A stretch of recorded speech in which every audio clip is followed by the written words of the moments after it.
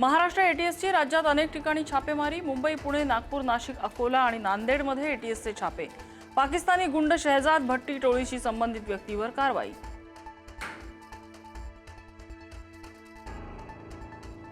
नीट पेपरफुटी प्रकरणात शुभम खैरनार सीबीआयच्या अटकेत। नाशिक पोलिसांकडून ताबा घेत सीबीआयचं पथक मध्यरात्री मुंबईकडे रवाना। शुभम खैरनारच्या चौकशीतून मोठे खुलासे होण्याची शक्यता।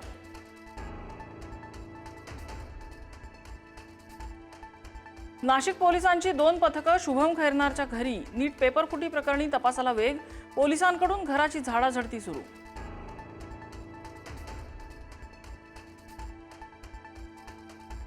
निदा खानला आश्रय देणं नगरसेवक मतीन पटेल यांना भोवलं। संभाजीनगरमध्ये अनधिकृत घरावरती पालिका प्रशासनाची बुलडोझर कारवाई।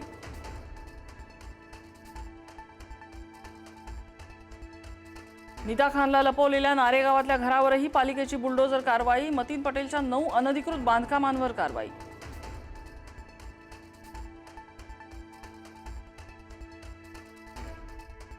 सुनील तटकरे आणि प्रफुल्ल पटेल यांच्यासह राष्ट्रवादीचे 22 आमदार भाजपमधून लढणार।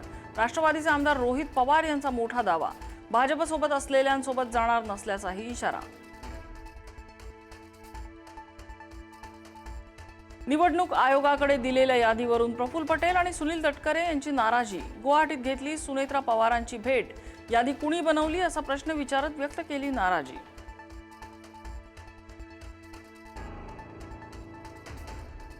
अमेडिया कंपनीला 21 कोटी रुपये मुद्रांक शुल्कासह 2 कोटींचा दंड भरावा लागणार।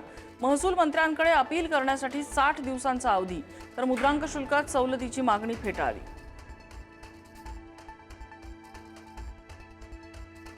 पंतप्रधानांच्या आवाहनाला उपमुख्यमंत्री शिंदेंचा प्रतिसाद। एकनाथ शिंदेंकडून इलेक्ट्रिक कारचा वापर सुरू। शिवसेनेचे मंत्री सुद्धा आता इलेक्ट्रिक कार वापरणार।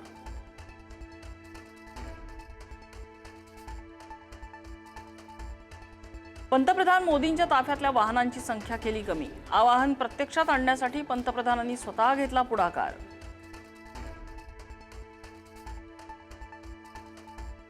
सोनं आणि चांदीवरच्या आयात शुल्कात वाढ। आयात शुल्क 6% वरून 15% वाढवलं। नवीन आयात शुल्क आज रात्रीपासून लागू होणार।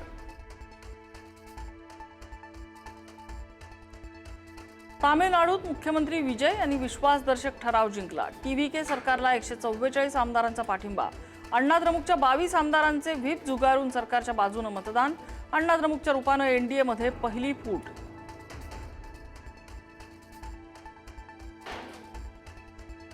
कोल्हापूरच्या शाहूवाडीत जेरबंद करताना बिबट्याचा वनरक्षकावर हल्ला। झटापटीत बिबट्याच्या नखं लागल्यामुळे वनरक्षक जखमी। बिबट्यानं चकवा देत काढला पळ।